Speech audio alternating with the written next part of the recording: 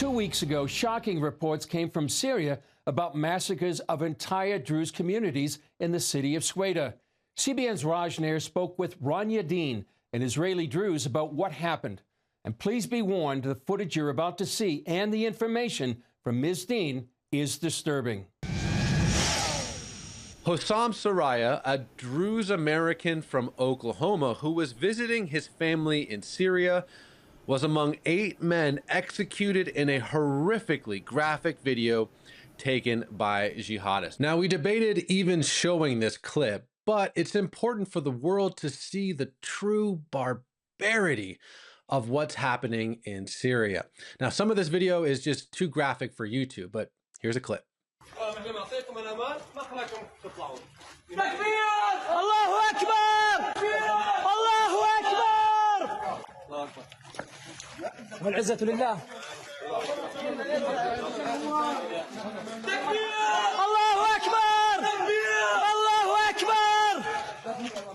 From there, we obviously can't show you the rest of the video, but ultimately, these 8 men were led to their execution.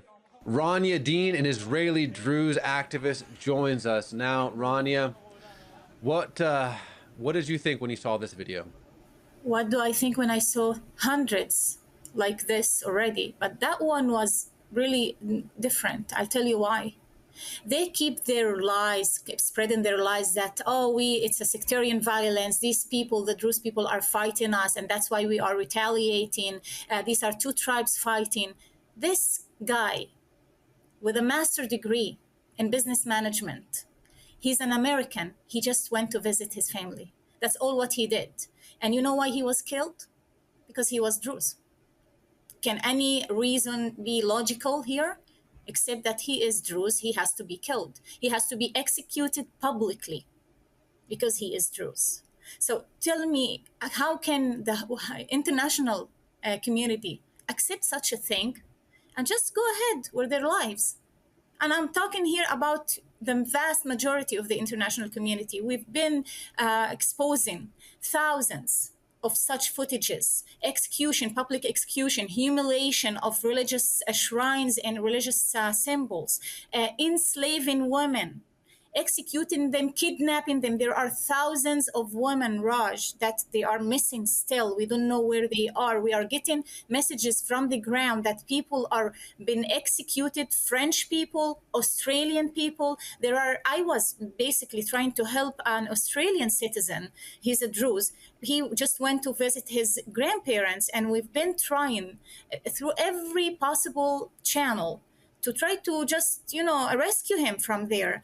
With no answer, not the UN, not his embassy, the Australian embassy, nada, nothing. No one is trying to help these people. Now, at the end, we try to just, raise awareness, but no one cares. These are 2 tribes fighting. Who cares about them? You know that Israel is not killing them? That's it. We're out of the picture. This is the situation. So Rania, obviously you are talking to people on the ground. I can feel your frustration. We've had Mansour Ashkar on, and obviously he's frustrated. The Druze community at large is just, why is no one helping us? That's the feeling that I get. And so the question is, let's imagine that someone with authority, with power, with influence is watching this video.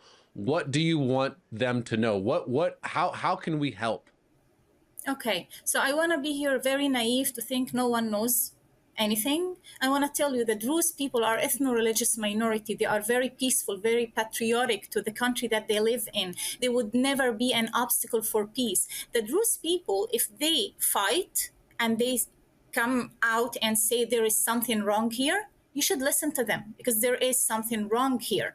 They are not the obstacle, they are the censor that there is something wrong. Now, the Druze people, either in Israel, Lebanon, Syria, we never got involved with each other's political issues. Along the history, we belong to the land. We are good citizens to the country that we live in. Seeing us now from Israel, from everywhere, even here in the USA, from Lebanon, all of us just telling the world, look at this issue. You are trusting the bad guys here.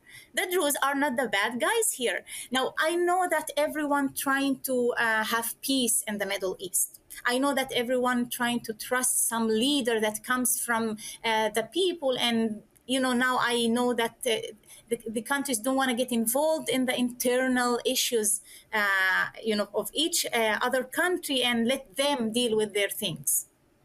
But don't you see the pattern here? He is trying to annihilate a nation. And this is not the first time. He did that since December, since he got the interim presidency. He did that with the Alawites. Okay, he had this excuse. They were part of the previous regime. I have no control on, over what is happening. I promise I'm going to hold everyone responsible. He did that again with the Druze in Sahnaya a few months ago in March. He did that again with the Christians in June. And now this is the second massacre since he came into presidency. And this is not the first time. He did other 2 or 3 massacres among the Druze community when he was still having this name Jolani. Now he rebranded himself. Now he is called, of course, Shara. He's wearing a suit. He's the same ISIS jihadi, Salafi jihadi terrorist. His people that he claims he have no control they are admitting when the Druze people are capturing one of his criminals, they are admitting it. They are saying it, and I have countless recordings and footages saying, we are from the Ministry of Defense. We are from the Security Defense Forces. We were sent here to commit crimes, to slaughter. And he used this in one of the recordings. He said the orders from the leadership were either to slaughter or to butcher. And they asked him, what is the difference? He said, the killing tool. Now, he's talking about it as if it was, legal. Shara's cousin, Muammar al-Shara, by the way, he has master's degree in business management, this guy. He came with a fatwa a few days ago. He said, for 500 years, we stopped this fatwa, but now it's coming into action. Now we reactivate this fatwa. From now on, you can enslave the Druze women and have them as sex slaves. Now, this is from his cousin. I know. I understand some politics, but I'm not a politician. I'm here as a human being. Do you think any peace, any shaky peace that you are trying to promote would be really justified, sacrificing all the minorities? Do you think that this shaky peace is not going to bring us another World War II? Just to remind people, Hitler also was a legitimate president at some point for Germany.